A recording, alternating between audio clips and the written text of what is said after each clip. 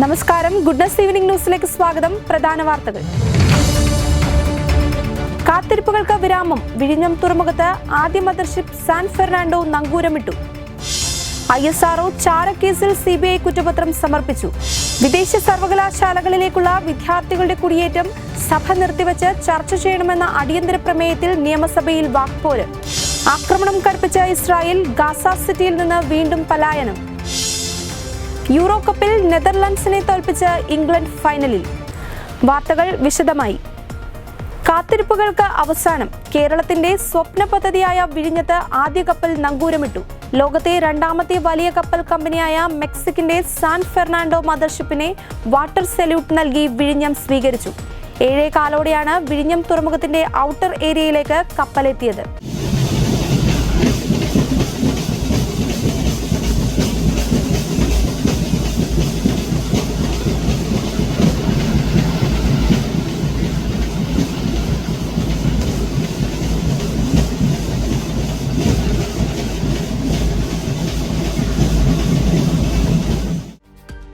Birthing നടപടികൾ പുരോഗമിക്കുകയാണ്. നാളെയാണ് ട്രയൽ റൺ നടക്കുക.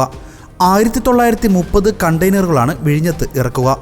ജൂലൈ 2 ചൈനയിലെ സിയാമൻ തുറമുഖത്തു നിന്നും പുറപ്പെട്ട കപ്പൽ കൊളംബോ വഴിയാണ് വിഴിഞ്ഞത്തെത്തിയത്. വിഴിഞ്ഞം അന്താരാഷ്ട്ര തുറമുഖം തുറക്കുന്നതോടെ കേരളത്തിൻ്റെ വികസന ചരിത്രത്തിലും പുതിയ അധ്യായം തുറക്കുകയാണ്. പതിറ്റാണ്ടുകൾ നീണ്ട സ്വപ്നത്തിൻ്റെ സാക്ഷാത്കാരമാണ് വിഴിഞ്ഞത്ത് ഇന്ന് നടന്നത്. ചരക്ക് കപ്പലെത്തി ട്രയൽ റൺ പൂർത്തിയാക്കുന്നതോടെ വിഴിഞ്ഞം തുറമുഖം യാഥാർത്ഥ്യമായെന്ന് പറയാം. സിയാമൻ തുറമുഖത്തു നിന്ന് പുറപ്പെട്ട് 8 ദിവസം കൊണ്ട് യാത്ര പൂർത്തിയാക്കിയാണ് സാൻ ഫെർണാണ്ടോ കപ്പൽ വിഴിഞ്ഞത്തേക്ക് എത്തിയത്. ഡാനിഷ് കമ്പനിയായ മെസ്കിൻ്റെ ഈ കപ്പലിന് 9 വർഷം പഴക്കമുണ്ട്. മാർഷൽ ദ്വീപ് പതാകയേന്തിയ കപ്പൽ ജൂലൈ 2 സിയാമനിൽ നിന്ന് പുറപ്പെട്ടത്. 2000-ലേറെ കണ്ടെയ്നറുകളാണ് കപ്പലിലുള്ളത്. ബർത്തിങ് കഴിഞ്ഞാൽ ഇമിഗ്രേഷൻ, കസ്റ്റംസ് ക്ലിയറൻസ് എന്നിവ പൂർത്തിയാക്കേണ്ടതുണ്ട്. പബ്ലിക് ഹെൽത്ത് ഓഫീസർ നൽകുന്ന മെഡിക്കൽ ക്ലിയറൻസും വേണം. പിന്നാലെ കണ്ടെയ്നറുകൾ ഇറക്കും. വിഴിഞ്ഞത്ത് സജ്ജമാക്കിയ കൂറ്റൻ ക്രെയിനുകളാകും ചരക്ക് ഇറക്കുക. ഇന്ത്യയിലെ തന്നെ മറ്റൊരു തുറമുഖത്തിനും അവകാശപ്പെടാനാവാത്തത്ര ശേഷിയുള്ള 8 ഷിപ്പ് ടു ഷോർ ക്രെയിനുകളും 23 യാർഡ് ക്രെയിനുകളുമാണ് ഇതിനായി ഒരുക്കിയിരിക്കുന്നത്. ഓട്ടോമേറ്റഡ് സംവിധാനം വഴി ചരക്കിറക്കും കയറ്റവും നിയന്ത്രിക്കാൻ കഴിയും. കൂറ്റൻ ഷിപ്പ് ടു ഷോർ ക്രെയിൻ ഉപയോഗിച്ച് കണ്ടെയ്നറുകൾ കപ്പലിൽ നിന്ന് ഇറക്കും. ശേഷം കപ്പലിൽ നിന്ന് കണ്ടെയ്നറുകൾ ടെർമിനൽ ട്രക്കുകളിലേക്ക് മാറ്റും. യാർഡ് ക്രെയിനുകൾ ഉപയോഗിച്ച് കണ്ടെയ്നറുകൾ യാർഡിൽ അടുക്കി വയ്ക്കും.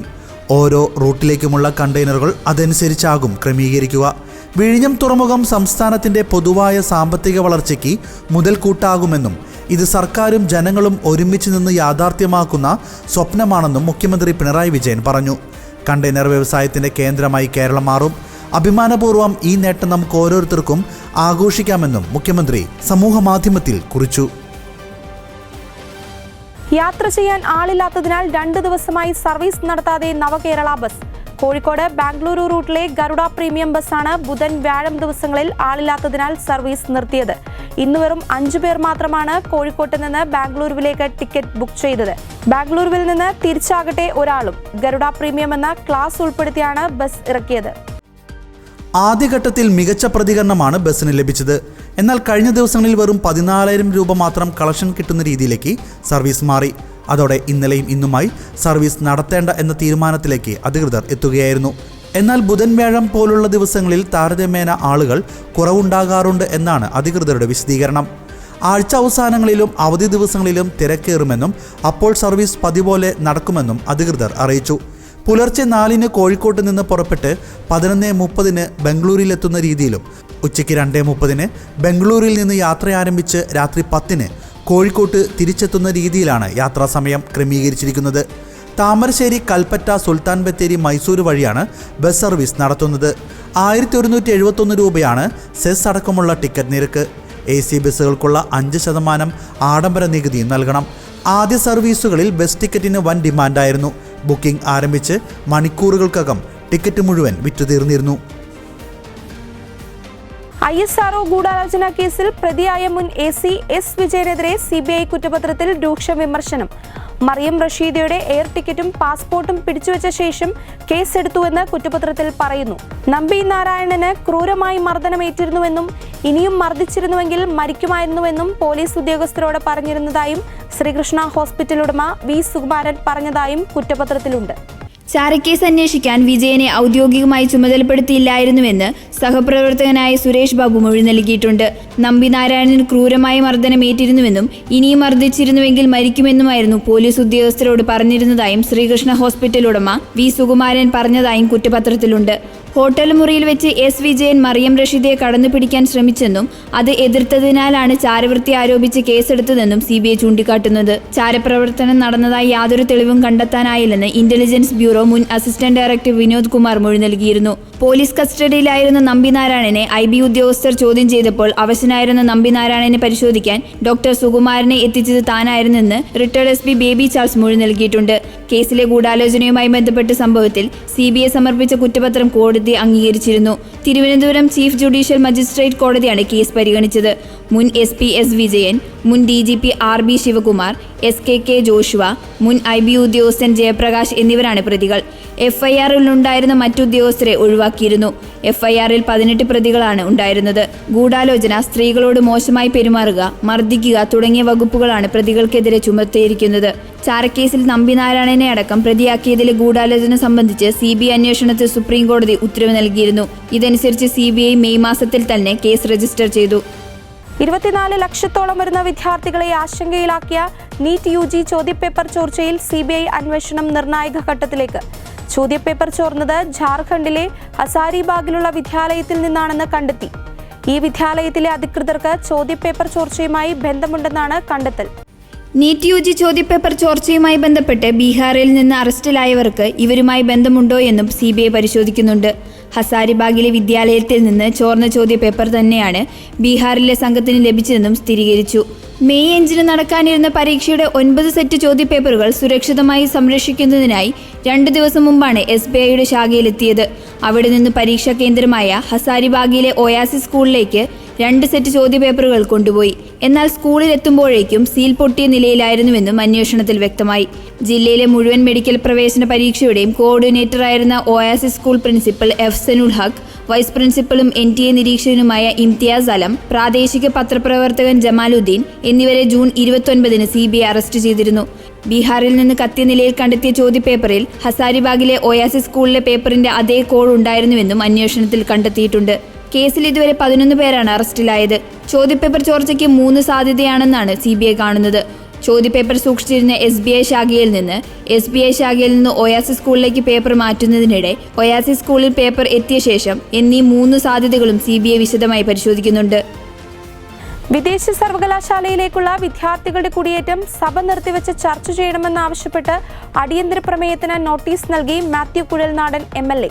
നോർക്കയുടെ മൈഗ്രേഷൻ സർവേയിൽ കഴിഞ്ഞ 5 വർഷത്തിനുള്ളിൽ വിദേശത്തേക്ക് പഠനത്തിന് പോയ വിദ്യാർത്ഥികളുടെ എണ്ണം ഇരട്ടിയായതായി കണ്ടെത്തിയെന്നും ഇക്കാര്യം ചർച്ച ചെയ്യണമെന്നുമാണ് കുഴൽനാടിന്റെ ആവശ്യം. സർവേ തള്ളി പറഞ്ഞുകൊണ്ട് കാര്യമില്ല. കാരണം ഈ സർവേ ഗുലാത്തി ഇൻസ്റ്റിറ്റ്യൂട്ടും മറ്റ് മൈഗ്രേഷൻ സർവേ വന്നത് വളരെ നന്നായി എന്നാണ് എനിക്ക് തോന്നുന്നത്. കാരണം 2018 1,29,763 കുട്ടികളായിരുന്നത് 2023 ആയപ്പോൾ 2.5 ലക്ഷം കഴിഞ്ഞു എന്നാണ് അവർ പറഞ്ഞത്. അതിൻ്റെ അകത്ത് ആ സർവേ ഡിസ്പ്യൂട്ട് ചെയ്ത it's a fact glaring at us. നമ്മളെ തുറച്ചു നോക്കുന്ന ഒരു സത്യമാണ്. ദൈവത്തിൻ്റെ സ്വന്തം നാട് എന്ന് പറയുന്ന കേരളത്തിൽ നിന്നും ഒരു തലമുറ അല്ലെങ്കിൽ നമ്മുടെ ഭാവി തലമുറ ഈ രാജ്യത്ത് ഇവിടെ നിൽക്കാൻ ആഗ്രഹിക്കുന്നില്ല. ശരാശരി ഒരു ചെറുപ്പക്കാരൻ +2 കഴിഞ്ഞ അല്ലെങ്കിൽ 17 വയസ്സുള്ള 18 വയസ്സുള്ള 19 വയസ്സുള്ള 20 വയസ്സുള്ള കേരളത്തിലെ ഒരു ചെറുപ്പക്കാരൻ്റെ മാനസികാവസ്ഥ എന്താണെന്ന് ചോദിച്ചാൽ അവൻ നിസ്സംശയം എനിക്ക് പറയാൻ കഴിയും, any country is better than my state എന്നുള്ളതാണ് അവരുടെ ചിന്ത. ഇവിടെ നിന്ന് എങ്ങനെയെങ്കിലും കടന്നുപോയാൽ നമ്മൾ രക്ഷപ്പെടുമെന്ന് ചിന്തിക്കുന്ന ഒരു തലമുറ വളർന്നു വരുന്നത് വളരെ ഭയാനകമായ ഒരു കാര്യമാണ്. അത് നമ്മൾ ചർച്ച ചെയ്യാതിരുന്നിട്ടോ അംഗീകരിക്കാതിരുന്നിട്ടോ കാര്യമില്ല.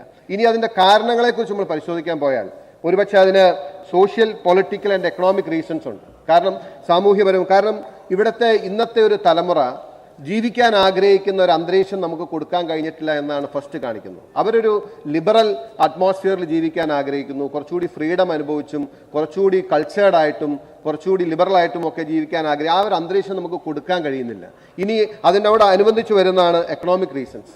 ഒരു ചെറുപ്പക്കാരൻ്റെ അല്ലെങ്കിൽ ഒരു ശരാശരി നമ്മുടെ കേരളത്തിലെ ഒരു ചെറുപ്പക്കാരൻ്റെ അവസ്ഥ എന്താ? ഞാൻ ഇന്നലത്തെ എൻ്റെ ഒരു അനുഭവം ഞാൻ പറയാണ് സർ. ഞാനിപ്പോൾ ആ സ്ഥലം പറയുന്നതുകൊണ്ട് കുഴപ്പമുണ്ടോ എന്ന് എനിക്കറിയില്ല.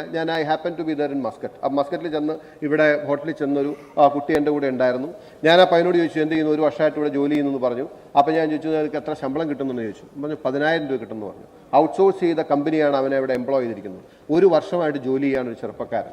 അവന് കിട്ടുന്നത് 10,000 രൂപയാണ്. 8,000 രൂപയ്ക്കും 9,000 രൂപയ്ക്കും 7,500 രൂപയ്ക്കും 6,000 രൂപയ്ക്കും ഈ കേരളത്തിൽ ചെറുപ്പക്കാർ പണിയെടുക്കേണ്ടി വരികയാണ്. അവർക്ക് പ്രതീക്ഷയില്ല സാർ. അവർ ഈ നാട് വിട്ട് പോയില്ലെങ്കിൽ അത്ഭുതം. കാരണം നമുക്ക് അവരാഗ്രഹിക്കുന്ന പോലൊരു അന്തരീക്ഷം ഇവിടെ കൊടുക്കാൻ കഴിഞ്ഞില്ല എന്നുള്ളതാണ് ഇതിൻ്റെ ഒരു യാഥാർത്ഥ്യം. ഇന്ത്യയിലെ സംസ്ഥാനങ്ങളിൽ താരതമ്യേന കുറഞ്ഞ വിദ്യാർത്ഥി കുടിയേറ്റം കേരളത്തിലാണ്. ഇന്ത്യയിലെ ആകെ കുടിയേറ്റത്തിന്റെ 4% മാത്രമാണ്. വിദ്യാഭ്യാസത്തിനൊപ്പം തൊഴിലാണ് ആകർഷിക്കുന്ന ഘടകം. കേരളത്തിലെ സർവകലാശാലയ്ക്ക് ഒരു തകർച്ചയുമില്ല. രാജ്യാന്തര തലത്തിൽ സർവകലാശാലയുടെ കീർത്തി വർദ്ധിക്കുകയാണ്. വിദ്യാർത്ഥികൾ വിദേശത്തേക്ക് കയറുന്നത് കുറ്റമല്ലെന്നും മഹാത്മാഗാന്ധി വരെ പുറത്താണ് പഠിച്ചതെന്നും മന്ത്രി ആർ ബിന്ദു പറഞ്ഞു. ഇവിടെ നിന്ന് എങ്ങനെയെങ്കിലും കടന്നു പോകണമെന്ന് ചിന്തിക്കുന്നവരാണ് പുതിയ തലമുറ ആഗ്രഹിക്കുന്ന ഒരു ജീവിതം അവർക്ക് നൽകാനാകുന്നില്ല.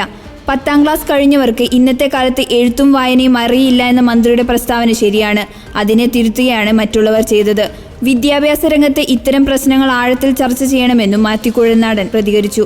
മാത്യു കുഴൽനാടൻ പറഞ്ഞതിൽ നിന്ന് വ്യത്യസ്തമാണ് കാര്യങ്ങളെന്ന് വീണ്ടും മറുപടിയായി മന്ത്രി ആർ ബിന്ദു രംഗത്തെത്തി. വളരെ ഗംഭീരമായിട്ടുള്ള പ്രകടനമാണ് സ്റ്റാർട്ടപ്പുകൾ കാഴ്ചവെച്ചിട്ടുള്ളതെന്നും മന്ത്രി പറഞ്ഞു. ആദ്യ IT പാർക്ക് ഉണ്ടായത് നയനാർ മുഖ്യമന്ത്രിയായിരിക്കുന്ന കാലത്താണ്. ആദ്യ ഡിജിറ്റൽ സർവകലാശാല ഉണ്ടായത് പിണറായി മുഖ്യമന്ത്രിയായിരിക്കുമ്പോഴാണ്. ഏറ്റവും സുരക്ഷിത തൊഴിലിടത്താണ് എത്തിച്ചേരുന്നുവെന്നത് തെറ്റിദ്ധാരണയാണ്. ഇവിടെ നിന്ന് എങ്ങനെയെങ്കിലും രക്ഷപ്പെടണമെന്ന് പ്രതിപക്ഷാംഗം ഉൾപ്പെടെ പ്രചരിപ്പിക്കുന്നത് ശരിയല്ല. വിദേശ രാജ്യത്ത് ലോ ഇൻകം ജോലിക്കാണ് പോകുന്നതെന്നും മന്ത്രി പറഞ്ഞു. വിദ്യാർത്ഥികൾ പുറത്തുപോയി പഠിക്കട്ടെ, അവർ രാജ്യത്തിന് സംഭാവനകൾ നൽകട്ടെ. ചർച്ചയുടെ ആവശ്യമില്ലെന്നും പല ചോദ്യങ്ങൾക്കും മറുപടി നൽകി ചർച്ച ചെയ്ത കാര്യമാണെന്നും മന്ത്രി പറഞ്ഞു. ഇവിടെ കേരളത്തിൽ ഏൺ വൈൽ യു ലേൺ സമീപനത്തോടുകൂടി തൊഴിലും വിദ്യാഭ്യാസവും തമ്മിൽ ബന്ധിപ്പിക്കുന്നതിനുള്ള ഒട്ടേറെ പദ്ധതികൾ ഈ കാലത്ത് നാം ആരംഭിച്ചിട്ടുണ്ട്. അത് വലിയ ഒരളവിൽ ഈ പ്രശ്നം പരിഹരിക്കുന്നതിന് സഹായകരമാകുമെന്ന് കരുതുകയാണ്. മുൻകാലങ്ങളിൽ Cambridge, Oxford, Harvard, Stanford, MIT തുടങ്ങി മികച്ച ഉന്നത വിദ്യാഭ്യാസ സ്ഥാപനങ്ങളിലേക്ക്, സർവകലാശാലകളിലേക്ക് ഗുണനിലവാരമുള്ള വിദ്യാഭ്യാസ സാഹചര്യങ്ങൾ തേടിയാണ് വിദ്യാർത്ഥികൾ ചേക്കേറിയതെങ്കിൽ ഇന്ന് താരതമ്യേന ഗുണനിലവാരം കുറഞ്ഞ സ്ഥാപനങ്ങളിലേക്കും വിദ്യാർത്ഥികൾ ചെന്നെത്തുന്നുണ്ട്. ഇപ്പോൾ വിദ്യാർത്ഥികളെ വിദേശത്തേക്ക് പോകുന്നത് പൂർണ്ണമായും തടയുന്നതിന് സർക്കാർ തയ്യാറല്ല. ഉന്നത വിദ്യാഭ്യാസ സാഹചര്യങ്ങൾ മികച്ച നിലയിൽ തേടാനുള്ള ഒരു പശ്ചാത്തലം നമ്മുടെ വിദ്യാർത്ഥികൾക്ക് ഉണ്ട് എന്നുള്ളത് കൊണ്ട് തന്നെയാണ് അവർക്ക് അതിന് സാധിക്കുന്നത്. പക്ഷേ നിരവധി ഏജൻസികൾ നല്ലൊരു ശതമാനം വിദ്യാർത്ഥികളെ മോഹന വാഗ്ദാനങ്ങൾ നൽകി വഞ്ചിക്കുന്നതായിട്ട് തിരിച്ചറിയുന്നുണ്ട്. ഇത്തരം ഏജൻസികളെ നിയന്ത്രിക്കുന്നതിനുള്ള നിയമനിർമ്മാണം സർക്കാരിന്റെ പരിഗണനയിലേക്കാണ്. വിദേശത്തു നിന്ന് പോലും വിദ്യാർത്ഥികളെ ഇങ്ങോട്ട് ആകർഷിക്കാൻ കഴിയുന്ന ഒരു ആഗോള ഹബ്ബാക്കി മാറ്റുന്നതിനാണ് നാം പരിശ്രമിക്കുന്നത്. ഉന്നത വിദ്യാഭ്യാസത്തിനുള്ള സൗകര്യം കേരളത്തിൽ ഒട്ടും കുറവല്ല. ജമ്മു കാശ്മീരിലെ ഖട്വോയിലുണ്ടായ ഭീകരാക്രമണത്തിനു പിന്നിൽ പ്രവർത്തിച്ചവർക്കായി അന്വേഷണം തുടരുന്നു. ഭീകരരുമായി ബന്ധമുണ്ടെന്ന് കരുതുന്ന 24 പേരെ കസ്റ്റഡിയിലെടുത്തെന്ന് അധികൃതർ അറിയിച്ചു. ഖട്വോയ്ക്ക് പുറമെ ഉധംപൂർ, സാംബ, രജൌരി, പൂഞ്ച് ജില്ലകളിലെ വനമേഖലയിലാണ് സൈന്യവും പോലീസും തിരച്ചിൽ നടത്തുന്നത്. തിങ്കളാഴ്ച ഉച്ചയ്ക്ക് സൈന്യത്തിന്റെ പെട്രോളിംഗ് വാഹന വ്യൂഹത്തിന് നേരെയായിരുന്നു ഭീകരർ ആക്രമണം നടത്തിയത്. കത്വയിലെ മച്ചോടി, കിൻലി, മൽഹോർ റോഡിൽ നടന്ന ആക്രമണത്തിൽ 5 സൈനികർ വീരമൃത്യു വരിക്കുകയും 6 പേർക്ക് പരിക്കേൽക്കുകയും ചെയ്തിരുന്നു. വനമേഖലയിൽ പെട്രോളിംഗ് നടത്തുകയായിരുന്ന സൈനിക വ്യൂഹത്തിന് നേരെ ഒളിച്ചിരുന്ന ഭീകരർ ഗ്രനേഡ് എറിയുകയായിരുന്നു. പ്രതിരോധിച്ച ഇന്ത്യൻ സൈന്യം 6 ഭീകരരെ വധിച്ചു. പഞ്ചാബിന്റെ പത്താൻകോട്ട് ജില്ലയിലെ അതിർത്തി പങ്കിടുന്ന ജില്ലയാണ് കത്വ. ഞായറാഴ്ച രജൌരിയിലും ആക്രമണമുണ്ടായിരുന്നു. കത്വ ഭീകരാക്രമണത്തിനു പിന്നാലെ ഭീകരർക്ക് വേണ്ടി സൈന്യം തിരച്ചിൽ നടത്തുന്നതിനിടെ പോലീസ് ചെക്ക് പോസ്റ്റിന് നേരെ ഭീകരർ വെടിയുതിർത്തു. ബുധനാഴ്ച രാത്രി 8 മണിയോടെയാണ് വെടിവെപ്പുണ്ടായത്. ജമ്മു കാശ്മീരിലെ ഉദയംപൂർ ജില്ലയിലാണ് സംഭവം നടന്നത്. സുരക്ഷാ സേനയും ഭീകരരും തമ്മിൽ ഏറ്റുമുട്ടൽ തുടരുകയാണെന്ന് സീനിയർ സൂപ്രണ്ട് അറിയിച്ചു. ഈ പ്രദേശത്ത് ഭീകരർക്കായുള്ള തിരച്ചിൽ ഊർജിതമാക്കി. തൃശൂരിലെ സംരക്ഷിത ചരിത്ര സ്മാരകങ്ങളായ ശക്തൻ തമ്പുരാൻ കൊട്ടാരവും പുരാവസ്തു മ്യൂസിയവും നവീകരണത്തിന്റെ പേരിൽ അടച്ചിട്ടിട്ട് 2 വർഷത്തോളമായി. ശക്തൻ തമ്പുരാന്റെ സ്മൃതി കുടീരം ഉൾപ്പെടെ കേരള സാംസ്കാരിക ചരിത്രത്തിൽ വളരെ പ്രാധാന്യമുള്ള ഈ സംസ്കാരം തുറന്നു നൽകാൻ കഴിയാത്തത് തൃശൂരിലെത്തുന്ന സഞ്ചാരികൾക്കും ചരിത്ര വിദ്യാർത്ഥികൾക്കും വലിയ നഷ്ടമാണ് ഉണ്ടാക്കുന്നത്.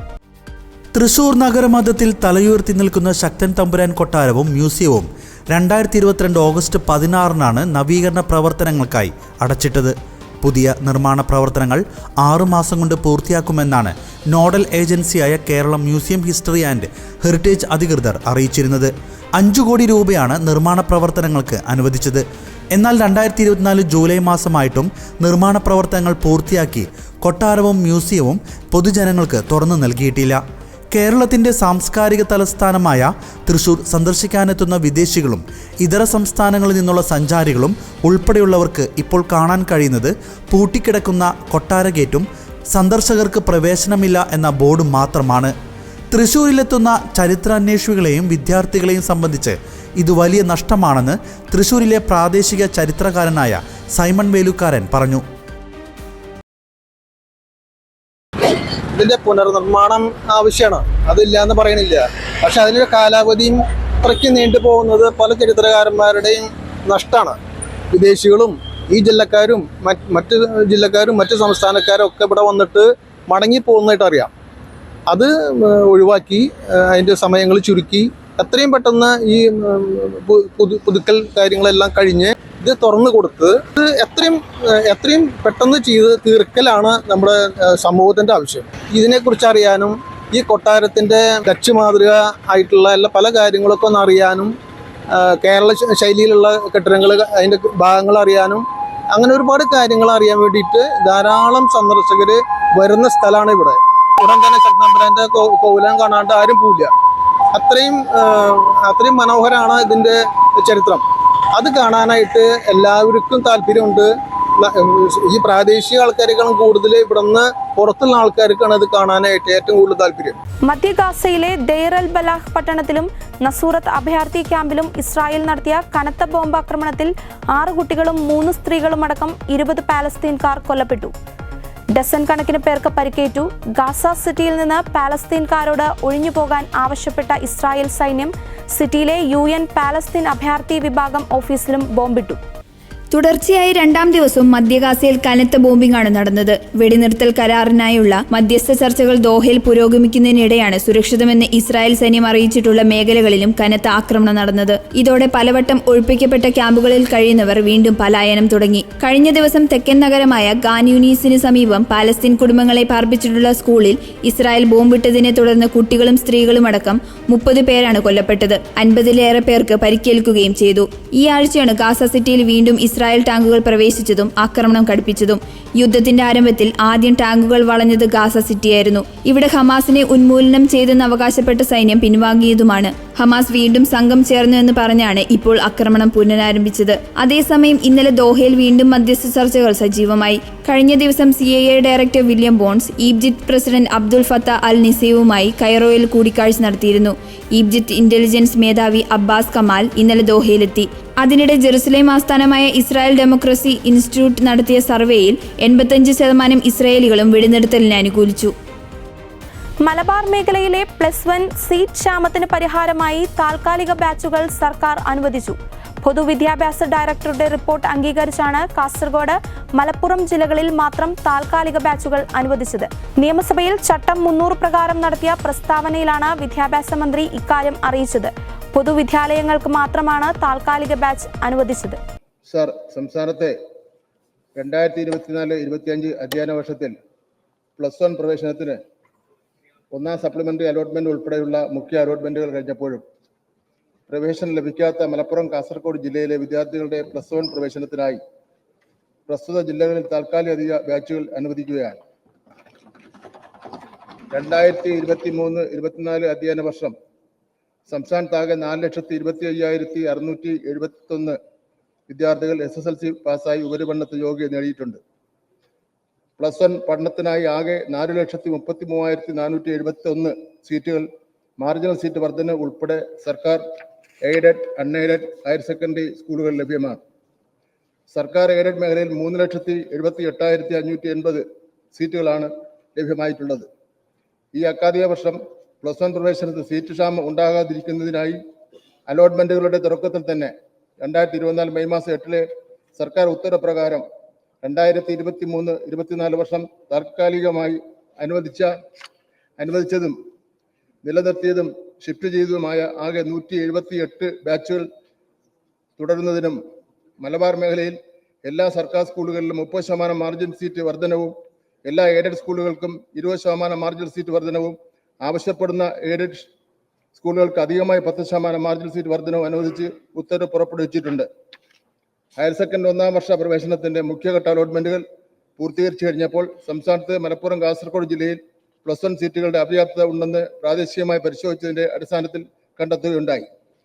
മലപ്പുറം ജില്ലയിൽ +1 പ്രവേശനത്തിനുള്ള സീറ്റ് പ്രതിസന്ധി സംബന്ധിച്ച് വിദ്യാർത്ഥി സംഘടനകളുടെ പ്രതിനിധികളുമായി 2024 ജൂൺ മാസം 25 നടത്തിയ ചർച്ചയുടെ അടിസ്ഥാനത്തിൽ മലപ്പുറം ജില്ലയിൽ 10ാം ക്ലാസ്സിൽ നിന്ന് തുടർ പഠന യോഗ്യത നേടിയ എല്ലാവർക്കും ഹയർ സെക്കൻഡറി പഠനത്തിന് അവസരം ലഭിക്കുന്നില്ല എന്ന കാര്യത്തിൽ കുറവുള്ള സീറ്റുകളുടെ എണ്ണം പരിശോധിച്ച് ഗവൺമെന്റ് ഹയർ സെക്കൻഡറി സ്കൂളുകളിൽ താൽക്കാലിക അഡീഷണൽ ബാച്ചുകൾ അനുവദിക്കുന്നതിന് സംബന്ധിച്ച റിപ്പോർട്ട് സമർപ്പിക്കുവാൻ ഹയർ സെക്കൻഡറി വിഭാഗം academic joint director, Malappuram regional deputy director എന്നിവരെ ചുമതലപ്പെടുത്തി. മലപ്പുറം ജില്ലയിൽ 120ഉം കാസർഗോഡ് 18ഉം താൽക്കാലിക ബാച്ചുകളാണ് അനുവദിച്ചത്. മലപ്പുറത്ത് 24 സർക്കാർ സ്കൂളുകളിലായി 120 ബാച്ചുകളും കാസർഗോഡ് 18 സർക്കാർ സ്കൂളുകളിലായി 18 ബാച്ചുമാണ് അനുവദിച്ചത്. മലപ്പുറത്ത് പുതുതായി അനുവദിക്കപ്പെട്ടതിൽ സയൻസ് ബാച്ചില്ല. മലപ്പുറത്ത് കൊമേഴ്സിന് 61ഉം ഹ്യൂമാനിറ്റീസ് 59 ബാച്ചുകളുമാണ് അനുവദിക്കപ്പെട്ടത്. കാസർഗോഡ് ഒരു സയൻസ് ബാച്ച് അനുവദിക്കപ്പെട്ടിട്ടുണ്ട്. 13 കൊമേഴ്സ് ബാച്ചും 4 ഹ്യൂമാനിറ്റീസ് ബാച്ചുമാണ് അനുവദിച്ചത്. പുതിയ ബാച്ച് അനുവദിക്കുന്നതിലൂടെ 14 കോടിയിലധികം രൂപയുടെ ബാധ്യത ഒരു വർഷം സർക്കാരിനുണ്ടാകുമെന്ന് വിദ്യാഭ്യാസ മന്ത്രി പറഞ്ഞു. എന്നാൽ മലപ്പുറം, കാസർഗോഡ് ജില്ലകളിൽ മാത്രമുള്ള താൽക്കാലിക ബാച്ചുകൾ പ്രശ്നപരിഹാരം ആകുന്നില്ലെന്ന് പ്രതിപക്ഷ ഉപനേതാവ് PK കുഞ്ഞാലിക്കുട്ടി സഭയിൽ പറഞ്ഞു. പാലക്കാട്, കോഴിക്കോട് ജില്ലകളുടെ സീറ്റ് ക്ഷാമത്തിന് പുതിയ ബാച്ചുകൾ അനുവദിച്ചത് പരിഹാരമാവുന്നില്ലെന്നും കുഞ്ഞാലിക്കുട്ടി പറഞ്ഞു. ഇതോടെ ഗുഡ്നസ് ഈവനിംഗ് ന്യൂസ് പൂർണ്ണമാകുന്നു. കൂടുതൽ വാർത്താ അപ്ഡേറ്റുകൾക്കായി ഗുഡ്നസ് ഓൺലൈൻ സന്ദർശിക്കുക. നന്ദി.